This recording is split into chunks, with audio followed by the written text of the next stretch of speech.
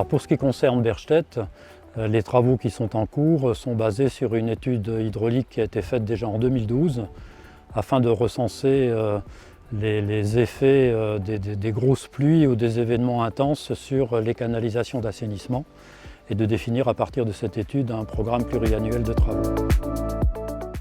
Il s'agit dans le cadre de cette programmation pluriannuelle de travailler pour la commune de Bergstedt sur tout d'abord le renforcement d'à peu près 1,5 km de réseau, de supprimer ou de modifier un certain nombre de bassins d'orage et puis pour terminer de mettre en place 4 bassins de pollution en aval des villages de la commune de Bergstedt.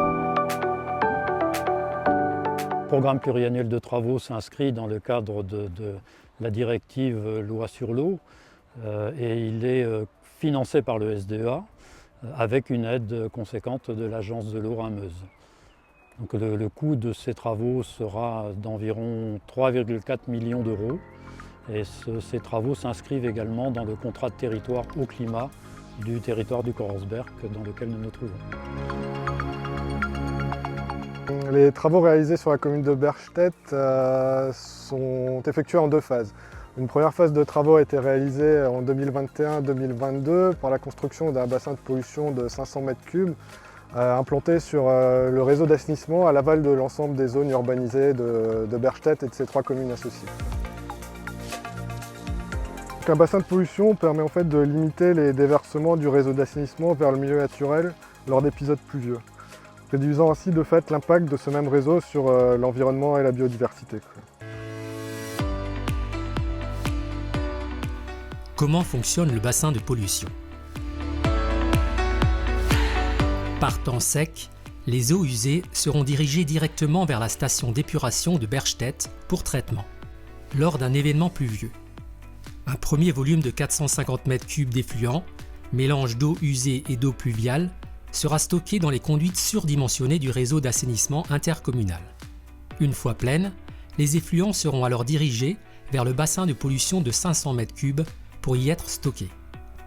Une fois les conduites et le bassin pleins, une partie des effluents est déversée vers le cours d'eau après décantation dans le bassin de pollution, tandis qu'une autre partie poursuit son chemin vers la station d'épuration.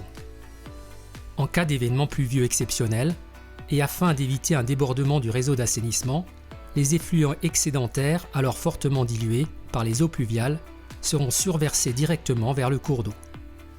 Enfin, au terme de l'épisode pluvieux, les effluents stockés dans le bassin de pollution seront alors progressivement restitués au réseau d'assainissement pour être traités à la station d'épuration.